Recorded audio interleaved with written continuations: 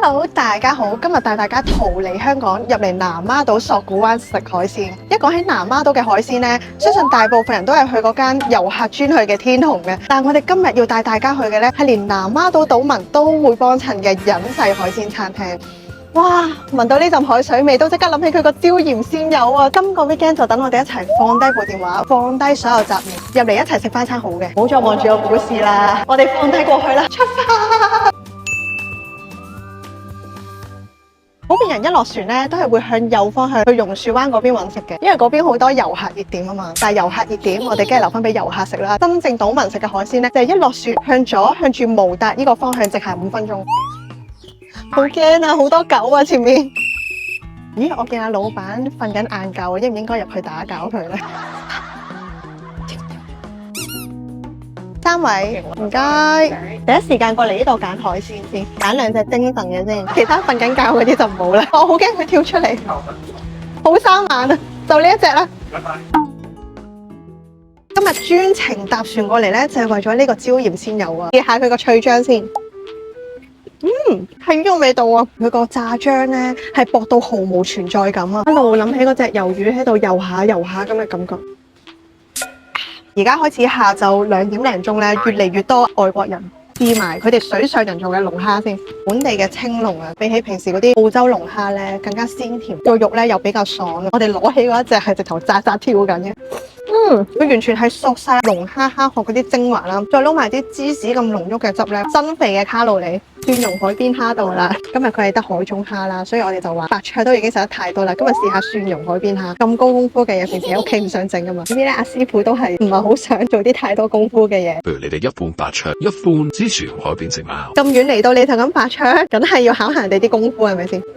你啲海鮮都咁新鮮啊，點會唔好食啊？唔該，可以你啊。普通瀨尿蝦咧，平時就係大概10零 cm 度啦，有巴馬瀨尿蝦咧就係有30 cm， 你睇下佢直頭要分開3節炸，如果唔係驚炸唔透，一隻先係佢嘅原身。佢個殼會比較厚啦，所以一般都係做煎炸或者避風塘啊重口味嘅咧就最好噶啦。中間啲膏咧係有少少流緊心啊，你直接一搣嗰啲肉就已經出晒嚟嘅。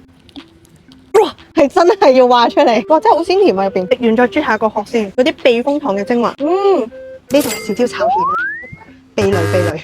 唔好嗌，係我哋香港非常經典嘅一道菜式啦，由細食到大，所以一食咧，你就會知道值唔值得嗌同埋值唔值得食啦。唔係豉椒炒蜆，佢係豉椒撈蜆，係先攞水烚過嘅，再去撈一個豉椒汁，食落去已經冇晒啲鮮味，而且係偏個肉質啊，有啲韌啊。最後啊，整多條芝麻斑啦。啱啱阿老細話咧，呢條芝麻斑係海魚嚟嘅，不過海魚都有分好多種嘅，究竟係即場釣出嚟即場食啊，定還是釣咗上嚟之後咧再養一段時間咧？所以我哋都係冇清蒸啦。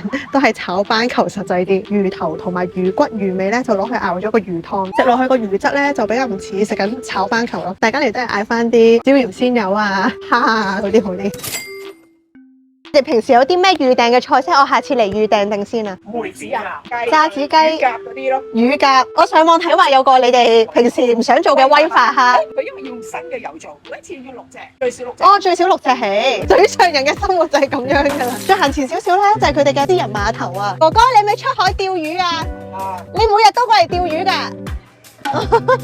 如果大家自己坐遊艇或者坐嗰啲快艇過嚟呢，係可以直接泊喺前面呢度嘅。咁如果好似我哋晏晝過嚟食飯呢，一般都係會大風少少啦。但係如果 couple 想浪漫啲，唔想吹到個頭好似我咁樣呢，咁就可以揀下晝4點零鐘嘅時分過嚟啦。呢個位簡直係日落最佳觀賞位啊！原來向右呢邊方向咧，雖然係遊客熱點，但係都幾有呢個風情喎，係有 jazz 音樂聽嘅，一路聽住一路望住個海邊食飯。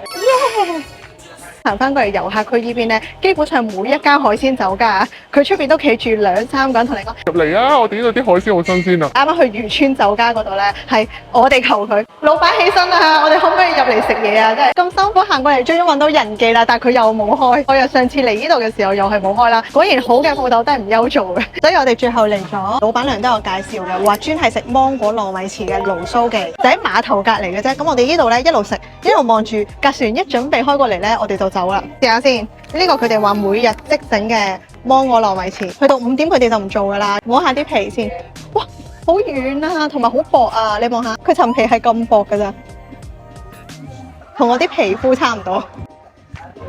你個榴蓮嗰個好唔好食啊？正常嘅，可以更好啊。好心嚟到呢啲離島啊遊客地區就唔好咁高要求啦，唔係淨係着重食，係望住呢一個香港冇嘅漁村啊，放鬆啲啦香港人。even 比起平時市區貴10蚊嘅椰青，喺度飲，都別有一番風味。